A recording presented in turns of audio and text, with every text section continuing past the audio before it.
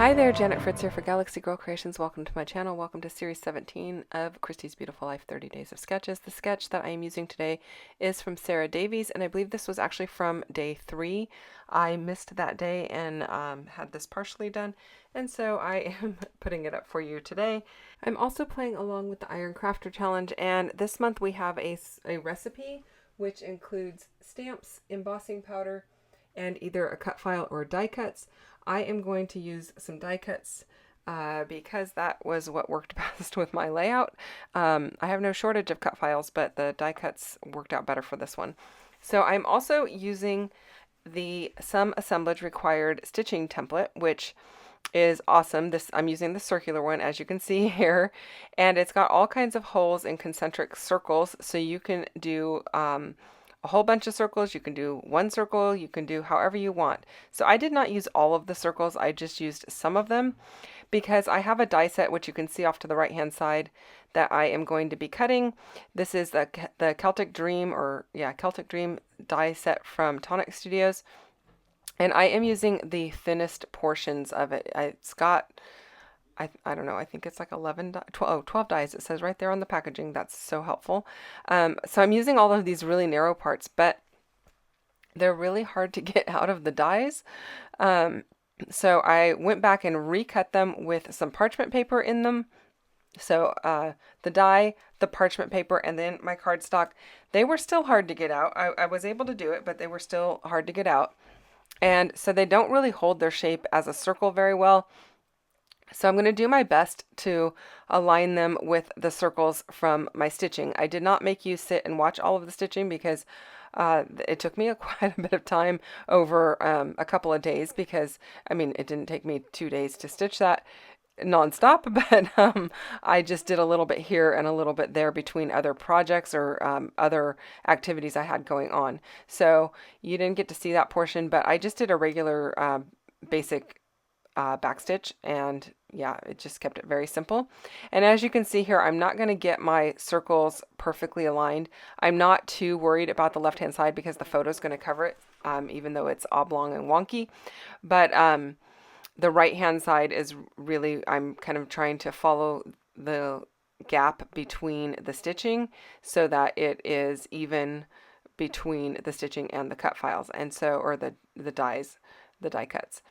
I suppose I could have maybe used the actual die to align it, but I thought that would be kind of hard because it would be immediately under it. If it was like to the outside of it, I guess I could have maybe used the die that was slightly smaller and then aligned it. But yeah, I didn't think about that when I was gluing it, and so this was my process. And again, like I said, I'm not too worried about it. The photo is going to cover up a multitude of issues on that left hand side, so it's not going to be a big deal. I went through a whole bunch of iterations of this layout. I just was not really happy with it as I was working on it. I liked this portion, but I tried using some washi tape for the vertical and horizontal lines underneath and to the kind of left justified of the photo, but yeah, it just wasn't working. You're going to see me do a whole bunch of different things here. I am adding a little bit of mixed media. I think yesterday I said I was using the desert sand and the slate gray shimmer spray from Dilutions. That's actually for today's video. I think yesterday I actually used the slate gray and the I think the other one's called vanilla custard.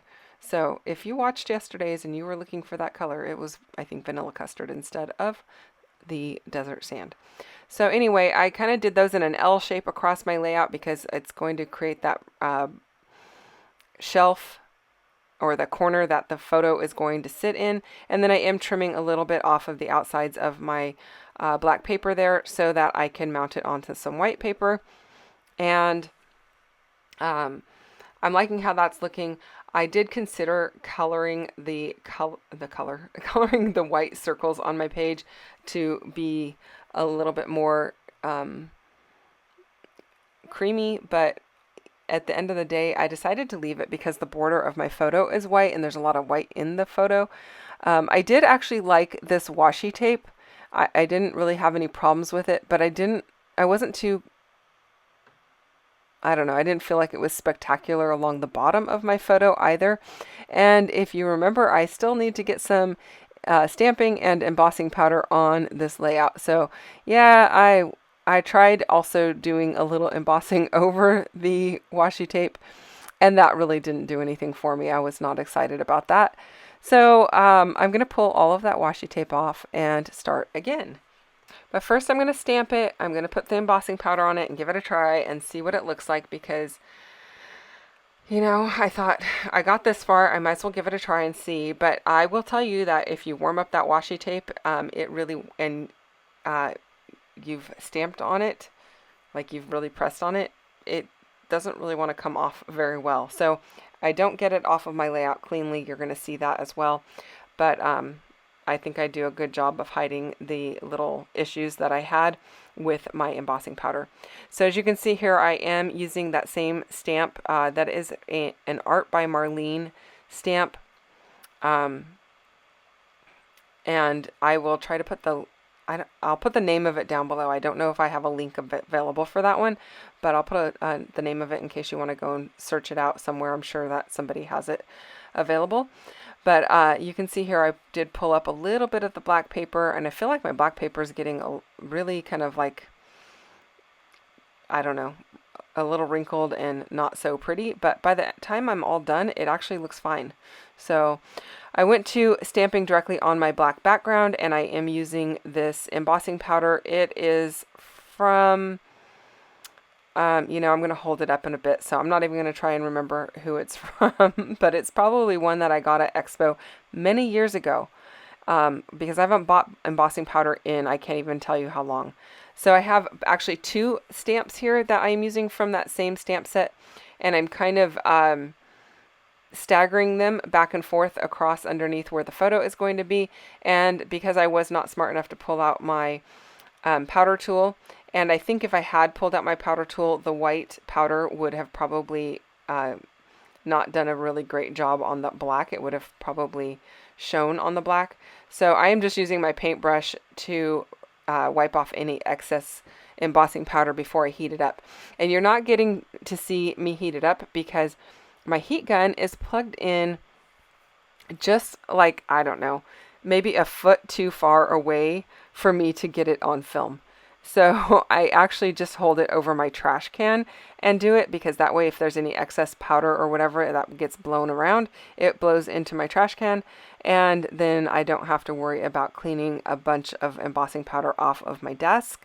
So I apologize that you're not getting to see it get heated up, but you can definitely see the outcome. It is getting heated up in these different iterations, so I'm just doing a little bit at a time. And I like how it looks when it's all done. It looks so much better than I had originally thought it was going to look, and how a lot better than I had planned. So I'm pretty happy about that. In case you're wondering about the photos, those are the 3 kids that I take care of with their grandfather. And I don't have them, I don't have a lot of photos of them with him. He actually doesn't live close by. They do see him several times during the year, but I'm not usually with them when he sees them. And so I think their mom sent me this photo to go ahead and document at some point. And so I wanted to go ahead and get that at least in one of their albums. You might actually see this documented more than once for each of their albums. We will see. I'm also using some Catherine Pooler ink and clay mask to ink up the edges of my white paper to kind of give a little bit of that brownish orange color that is mimicking the embossing and the stitching that I've done. And then I also inked up around, oh, there you go, it's the Studio Light Essentials Art by Marlene stamp set is what that is. Anyway, I also inked up around the outside of the photo so that it gives it a little color as well. And now I am pulling out a bunch of ephemera from one of the 49 and Market collections. I don't know the name of it right off the top of my head. Maybe it says it right there.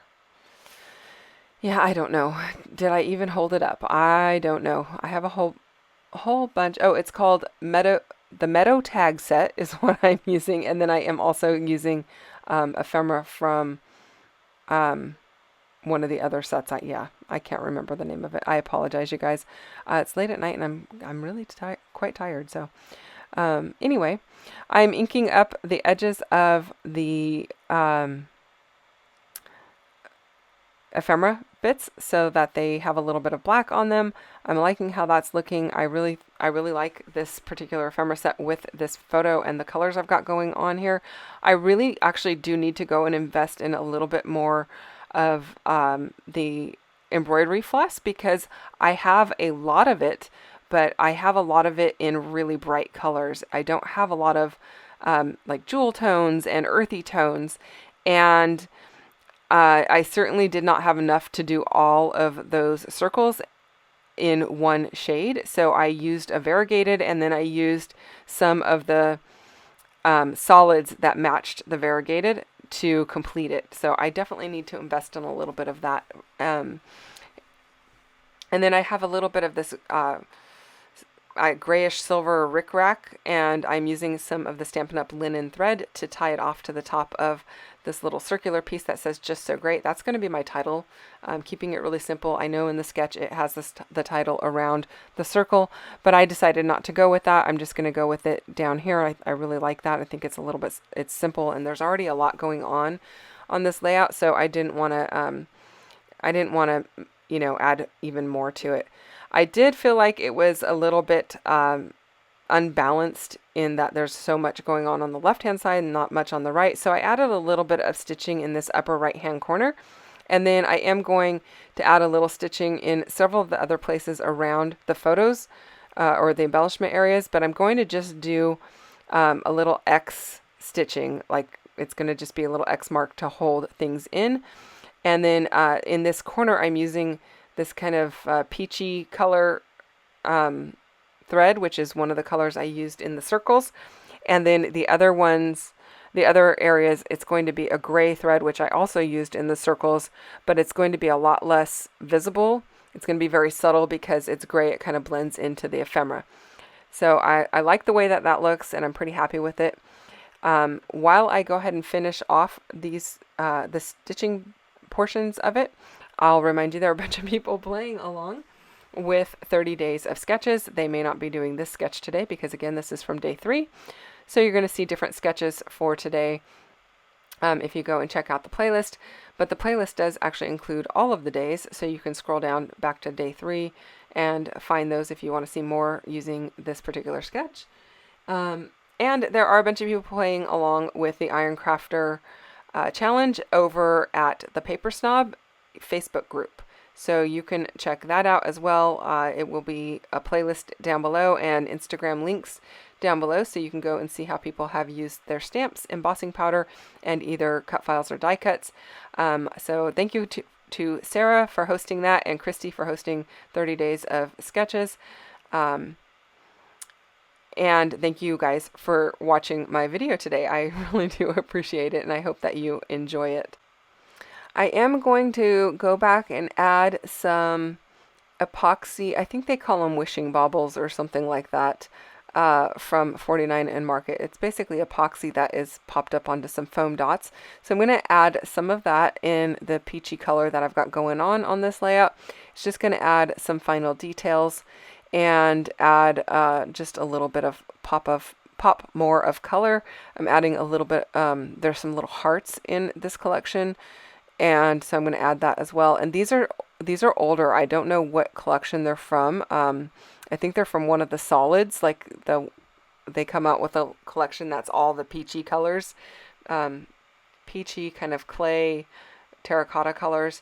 I think that's what this is from, but I don't know if it was called terracotta or what it was actually called. So I apologize for that. I cannot tell you. I don't have anything from that collection other than this set of wishing baubles. Oh, maybe it says coral on the package if I can read that upside down. So yeah, maybe that's what it's called. That is it, you guys. I hope you enjoyed this one. Here come the close-ups. Thank you so much for watching again. Hit the thumbs up if you enjoyed this one. If you are not subscribed to my channel, I would really love for you to subscribe. And you can hit the bell if you would like to get notifications each time I release a new video. And that is pretty much it. Thanks again for spending time with me. I do appreciate it. I know you guys have a lot of options out there, and I do feel very honored that you took the time to watch my channel today. So I will be back again with another one real soon, and I will see you then. Bye-bye.